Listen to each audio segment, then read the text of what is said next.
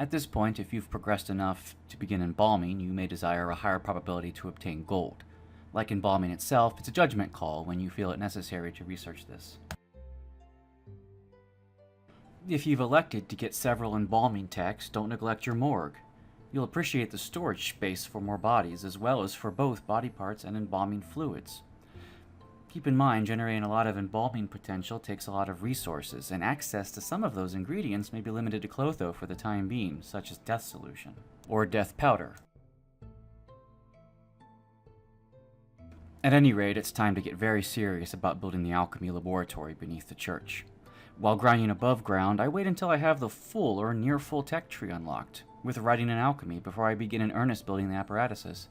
I always recommend 3 or 4 alchemy racks, 2 distillers, advanced if possible, the necessary mixer and mill, and both basic and advanced alchemic tables. True, if you'd craft the potion for Clotho, then you might have already built a few of these, but you won't have all of them.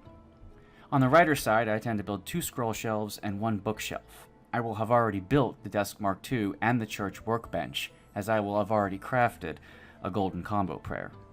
I moved the research desk to make for the distillers, as you can't put an alchemy rack and the research table in that area, thus the extra space will be wasted if you don't relocate.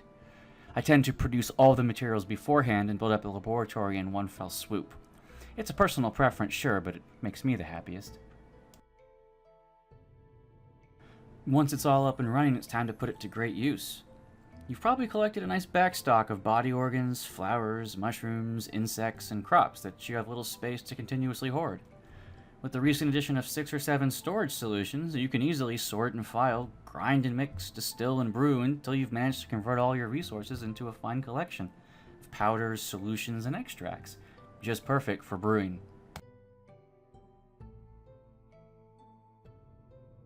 Since you've unlocked the Inquisitor's next questline, getting 10 silver wine, it'll be important to buy grape seeds from the merchant, and to start his questline if you haven't already.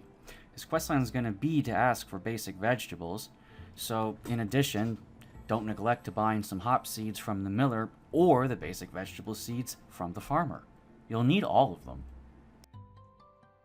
Speaking of questlines, Snake's questline can be started at almost any time, but it can only really begin once you've gotten the key from the astrologer, and then spoken with Snake using 5 faith to earn his trust, and then researching the key with 2 additional faith to obtain the golden key. Finally, talking to him again with the golden key will allow you to unlock his quest, the dungeon, and obtain the diary to continue the astrologer's questline. You'll make an easy connection that virtually every questline in this game is related to every other questline, in some form or another.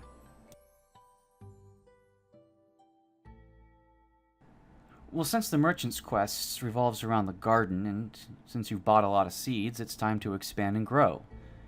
Initially, you won't have much in the way of fertilizer, save for perhaps peat. But one thing at a time. Besides, you won't need fertilizer just yet. The initial crops for the merchant's quests don't have a quality requirement.